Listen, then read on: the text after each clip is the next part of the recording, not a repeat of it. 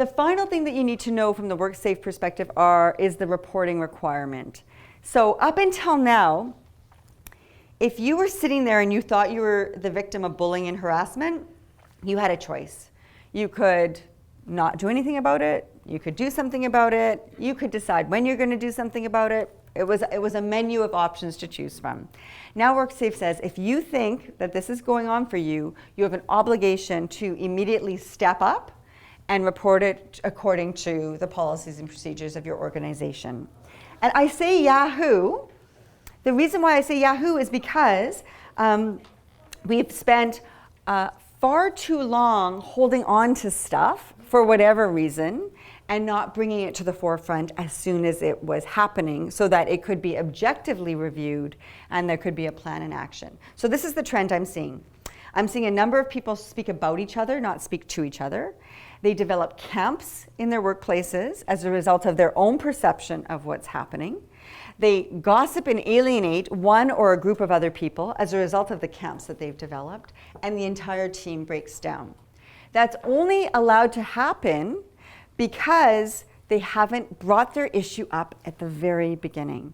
So, a big part of this, and I'm going to talk about resolving things early, is what I want to see more of is this. If this person has an issue with this person, they go to them. If this person has a response back to this person about what's going on, they have a right to share that back. There needs to be this mutual, open, direct discussion. If there's too much fear, because sometimes there is, and it's sometimes legitimate fear, then you bring someone in, a leader, human resources, a union representative, anybody, to help that conversation happen. That's what has to happen well before anything else, and it's not. We've lost the art of having a direct discussion, period. Instead, what's happening is this. So an incident happens, usually it's minor in nature. I can tell you most of the triggering events to my work are a minor disagreement between two people that never gets resolved and is allowed to fester.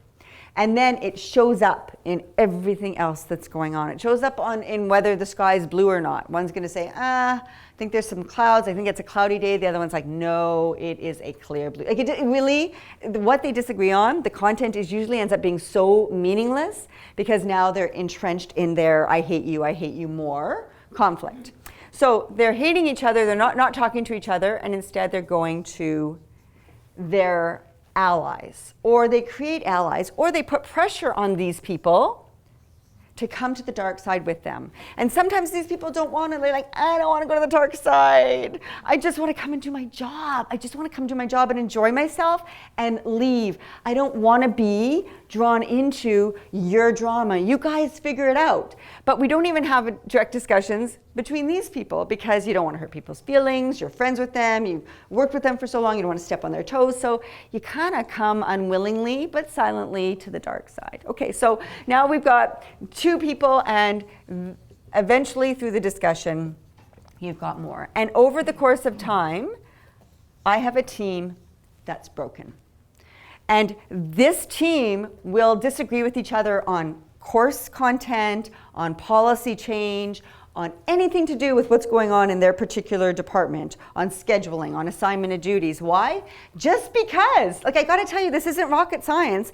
They're disagreeing just because one's in camp A and one's in camp B. When I ask them to give me some reasons for why you've taken such a passionate position for this one issue, they're like, can't really do it. They just know they feel very passionate about it. Not sure why, they know they're feeling passionate. Why? It's because we didn't deal with it up here, and now we have this.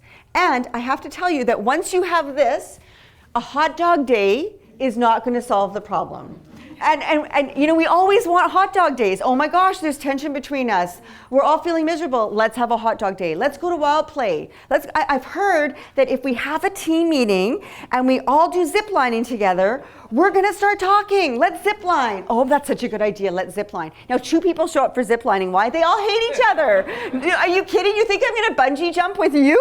You're gonna snip it, and I'm dead. They don't trust each other. They're not talking to each other. The last thing they want to do do is spend any more time with each other than they absolutely have to. And they're going, and then we had this team facilitation, Marley, we did it, and only 2 of them showed up, right? So now the organizers are saying, see, they're the problem. Okay, so this is how crazy complicated it gets, because by this point, they don't trust each other, they don't communicate with each other. It takes so long to break this apart and have them come together, if it ever happens, if it ever happens. Most realistically, people come and go, and a new team is eventually combined that carries on. But that's why, for your sake, bring it back home and deal with it here, or deal with it here, or deal with it here, but deal with it early.